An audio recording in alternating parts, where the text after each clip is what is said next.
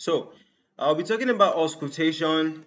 All right, auscultation just so you can be able to elicit some signs, or you can be able to observe or further confirm some signs of the cardiovascular system diseases. Okay, so our focus today is to discuss cardiac auscultation for signs of cardiovascular diseases. So this is actually the chest region.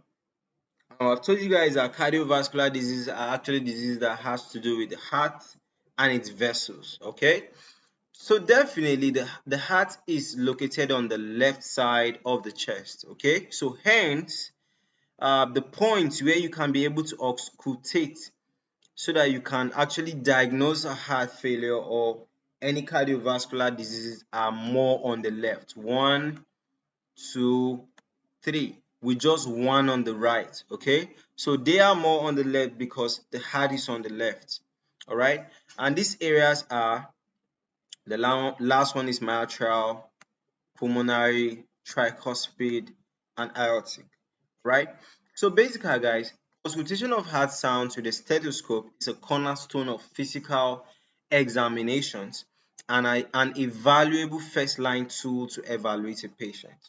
Okay, so some sounds are a very characteristic of significant pathological lesions that have major pathophysiological consequences. Okay, and this first presents on auscultation. This is just trying to tell you that, okay, as a medical professional or as a medical practitioner, you're supposed to know, um, okay, how will I put it? You are supposed to know the normal heart sounds, okay, in a way that once you auscultate the heart, once you try to listen to the heart and you hear any abnormal sound, you know that, okay, something is wrong, okay. So this auscultation of heart is also known as cardiac auscultation, and areas for auscultation include cardiac apex. Okay, this is where the apex of the heart is. It's also known as cardiac apex or the mitral area. They will have the right and left sternal borders. This is the left sternal border. This is the right sternal border. Okay, so they missed out the pulmonary area, but the pulmonary area is there too. Right. So when you are auscultating, what are you actually looking out for? All right, you're actually looking out for the heart sounds. All right, those are the S2. Those are the S2. Those are the S1 and S2. All right, S1 and S2 heart sounds. S1 and S2. S1 and S2 heart sounds. All right. So any other sounds you hear apart from the S1 and S2, you know that, okay, there is a problem. All right. So this is it. This is a site for cardiac auscultation. The down one is a mitral. Okay, down one be the mitral.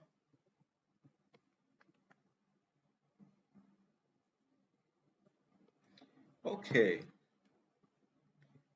I'm coming, guys. I want to confirm if there was a switch, because this one is saying this area here is a tricuspid and the one up is the pulmonary. Okay, and this side is saying the opposite. So let me say it.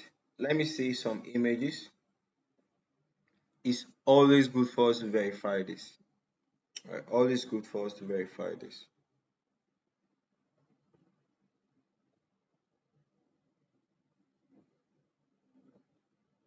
All right, so this is actually the correct image, and this one is wrong. Okay, the B is the pulmonary area, while the C is the tricuspid area. Okay, so just take correction, guys. Okay, the down one is a mitral, followed by the tricuspid. The up one is a pulmonary. This one is the what, aortic area. Okay, any other area mentioned you could just ignore, okay, because these are the main areas for auscultation. And when you're auscultation, what are you looking out for? You are looking out for the S2 sound, you are looking out for the S1 sounds, okay, which are the normal heart sounds. All right, any other thing you hear is shows the abnormal. Okay, any other thing you hear shows the abnormal. All right, so guys, that's it about cardiac auscultations. for signs of cardiovascular system diseases. All right. So see you guys.